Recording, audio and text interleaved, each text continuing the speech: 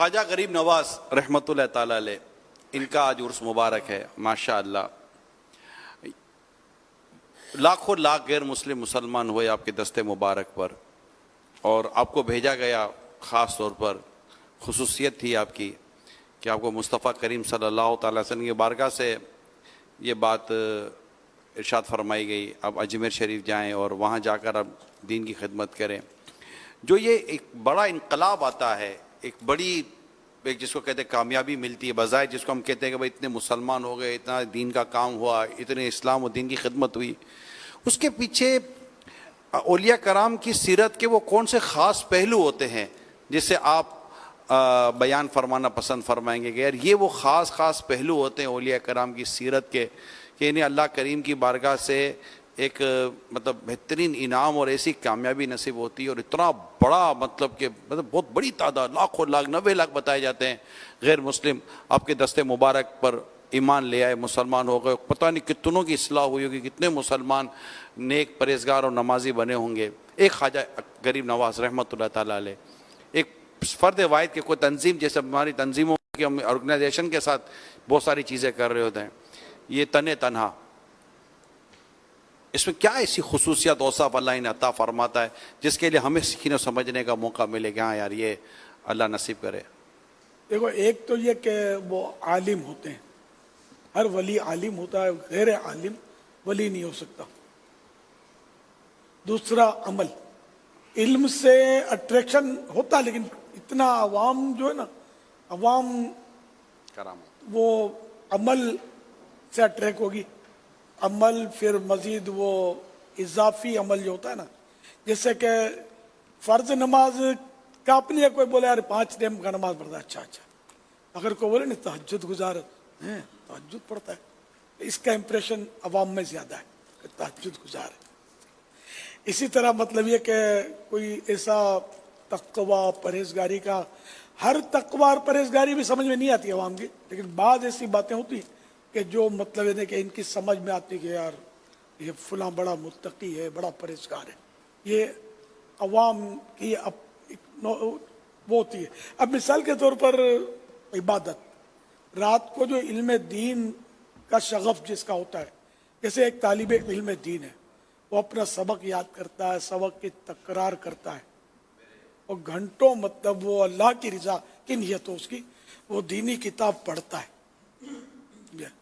اس سے کوئی بھی متاثر نہیں ہوگا. گھر والے بھی آوازیں دیں گے کہ بھائی اب سو جا، بتی بند کر. اگر باہر تذکرہ بھی ہو گیا تو گھنٹوں بیٹھا رہتا ہے کتاب لے کر. تو اتنا اس کا کوئی بھی امپریشن، سوائے وہ عالم دین ہوگا قدردان تو وہ بولے گا یار یہ ہے. باقی عوام کب متاثر ہوگی؟ یار گھنٹوں یہ بیٹھا رہتا ہے، ہاتھ میں تسبیح ہوتی ہے مصلی پر، اور پڑھتا رہتا ہے، اٹھ کے نفلیں پڑھتا. یہ ہے متقی اور پرہیزگار. اور اگر میں کہوں نا کہ دونوں میں کون فضیلت والا ہے، یہ رات کو نوافل پڑھنے والا، تسبیح پڑھنے والا فضیلت والا ہے، یا وہ طالب علم دین جو دینی کتابیں پڑھ رہا ہے اور علم دین حاصل کر رہا ہے، تو میں طالب علم پر ہاتھ رکھوں گا کہ فضیلت اس کی زیادہ ہے، علم دین کی. یہ ایسی عبادت ہے. لیکن میں عوامی تصور بتا رہا ہوں کہ عوام جو ہے نا متاثر ہوگی اور تسبیح اور مصلی سے اور مطلب ان چیزوں سے. اسی طرح مطلب اور بھی بعض صورتیں ہوتی ہیں، جیسے علماء تصنیف کرتے ہیں کتابیں، جو عالم اللہ کی رضا کے لیے تصنیف کرے، فتوے لکھے، رات کو جو فتوے کا دن کو کام کیا تھا اس کے جزئیات مسائل تلاش کرے، کتابیں دیکھے، یہ بہت بڑا عابد ہے. اس کی عبادت کے مقابلے میں وہ نوافل یا نفل روزوں کا مطلب حساب وہ نہیں ہے، مطلب کہ مقابلے پہ آ سکے. اس کی فضیلت زیادہ. عالم ہونا ہی فضیلت ہے. عالم اگر کوئی اللہ کی رضا کے لیے عالم بنا ہے اور وہ ہے عالم اور عالم دین کا عالم، تو یہ مطلب اس کی فضیلت ایسی ہے کہ وہ جاہل کی عبادت سے عالم کا سونا جو ہے افضل ہوتا ہے. کہ عالم اس لیے ہوتا ہے تاکہ دن کے وقت وہ تدریس کر سکے، پڑھا سکے، فتوے لکھ سکے، اور اپنی جو بھی یعنی دینی مصروفیات ہیں ان کو جاری رکھ سکے.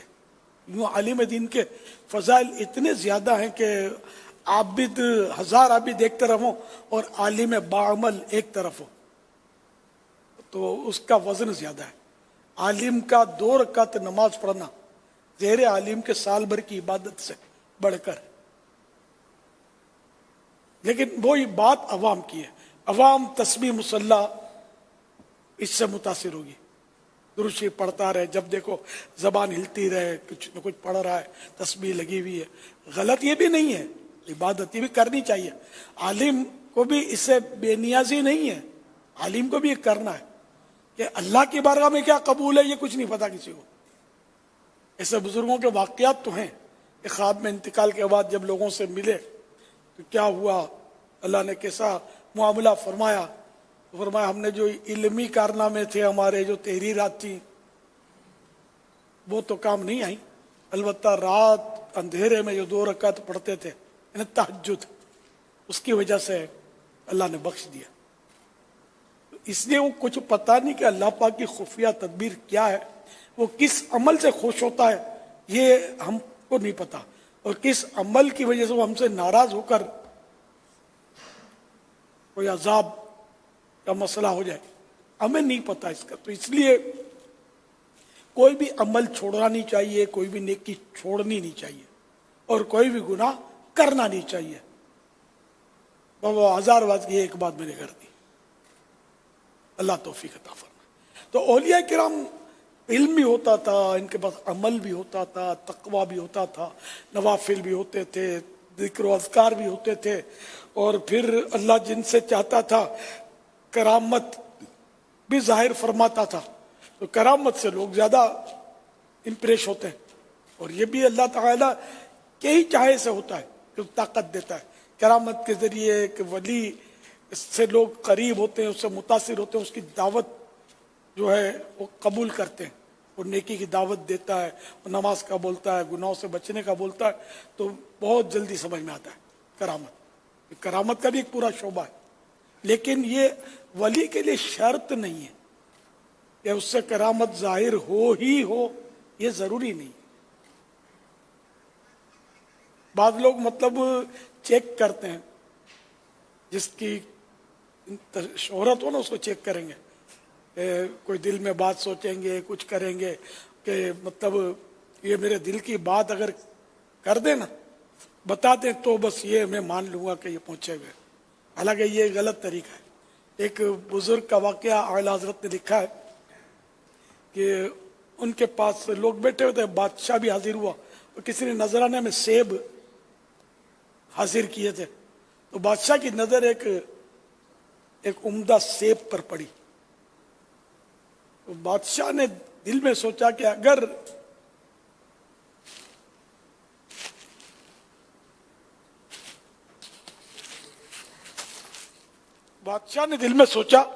اگر یہ میرے دل میں جو سیب جس پر میری نظر ہے، یہ بزرگ یہ سیب اٹھا کر مجھے دے دینا تو میں بس مانوں گا کہ یہ پہنچے ہوئے.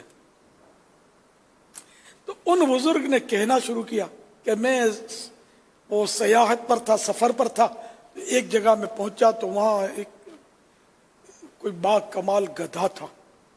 لوگ جمع ہوتے، ان کی رومال کسی کا کچھ، کسی کو یہ ایک دوسرے کے پاس یہ کر دیتے اپنی چیز. وہ گدھا کمرے سے نکلتا، اس کو لایا جاتا، اور وہ جس کی جو چیز ہوتی اس کو دھکیل دیتا اس کی طرف. یعنی اس گدھے کو یہ پتا چل جاتا کہ رومال اس کا نہیں بلکہ اس کا ہے، گھڑی اس کی نہیں اس کی ہے، چشمہ اس کا نہیں اس کا ہے. تو یوں سب کو یہ دھکیل دیتا. پھر وہ بادشاہ نے سیب اٹھایا، سیب اٹھا کر بادشاہ کو دیتے ہوئے کہا کہ اگر میں نے آپ کا مطلوبہ سیب جو آپ کے دل میں وہ میں نے آپ کو دے بھی دیا تو گدھے سے بڑھ کر کون سا کمال کر دیا. تو اصل کسوٹی شریعت ہے، سنتوں کی پابندی، فرضوں کی پابندی، واجبات کی پابندی، مستحبات کی پابندی، یہ کسوٹی ہے، وہ کسوٹی نہیں ہے. کہ بعض اوقات ایسی باتیں تو غیر مسلموں سے بھی صادر ہو جاتی ہیں جو مطلب ویسے عادتاً محال ہوتی ہیں، نہیں ہوتی، لیکن جیسے ایسے ہو جاتا ہے جو آدمی حیران ہو جائے، حیرت انگیز۔ جادوگر میجک شو کرتے ہیں، وہ کیا کرتے ہیں؟ کیسے کیسے کرنا میں تلواریں پوری نگل لیتے ہیں، پھر نکالتے ہیں اور نوٹ پھاڑ کے ٹکڑے آپ کو دکھاتے ہیں، پھر نوٹ دیکھتے ہی دیکھتے وہ ہو جاتی ہے۔ تو اسکولوں میں اس طرح گیم تو دکھاتے ہیں، تو یہ بھی پھر پہنچے ہوئے ہیں، اگرچہ شیطان کے قدموں تک کہیں تو پہنچے نا، اگر وہ فاسق و فاجر اور واقعی جادوگر ہیں تو۔ ابھی اس کو یہ ہاتھ کی صفائی بولتے ہیں، وہ جادو کی کوئی قسم ہی ہوگی یہ ہاتھ کی صفائی۔ ہم 1000 بار صابن سے دھوئیں ہاتھ، نوٹ کے ٹکڑے دیکھتے دیکھتے ثابت نوٹ تو بنے گی نہیں، لگتا تو جادو ہی ہے یہ، اور بول نام بھی اس کا یہی ہوتا ہے، میجک شو۔ پھر ہاتھ کی صفائی کہاں سے آ گئی؟ نظر بندی، مگر یہ سب جادو کے ہی لگتا ہے کہ شعبے ہوں۔